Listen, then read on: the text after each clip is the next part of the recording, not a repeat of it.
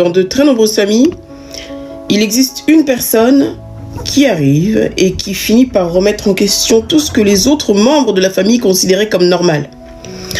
Si vous observez bien, c'est la personne qui, depuis son enfance, s'est toujours sentie différent ou différente. Il observait les membres de sa famille et avait le sentiment qu'il était en décalage. Il a toujours eu à cœur de pointer du doigt des incohérences. Souvent, c'est le mouton noir de la famille.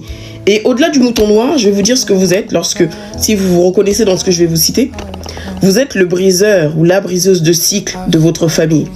C'est-à-dire que depuis votre enfance, non seulement vous vous trouvez différent, vous pointez du doigt les incohérences, les injustices, les violences.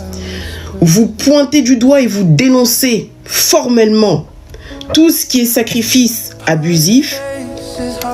Dès lors qu'en fait, on veut vous imposer certaines choses, alors même que les autres acceptent parce que justement, c'est un mode de survie, de se comporter de telle sorte à garder le silence face à certaines situations qui sont dérangeantes. C'est un mode de survie parce qu'on suit justement la meute au risque de se retrouver comme ça, écarté, isolé, mis de côté, vous comprenez?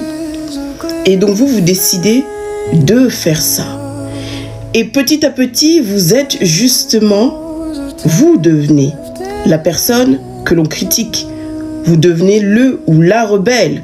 Vous devenez la personne qui est ingrate. Vous devenez le ou la méchante de l'histoire.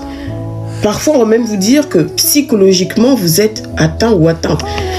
Le pire, c'est lorsque, justement, spirituellement, vous êtes une personne éveillée, consciente, non seulement des dynamiques familiales qui sont toxiques, qui vous empêchent justement d'avancer, mais que de surcroît, vous commencez en fait tout simplement à voir des signes de plus en plus nets que c'est votre rôle de casser quelque chose.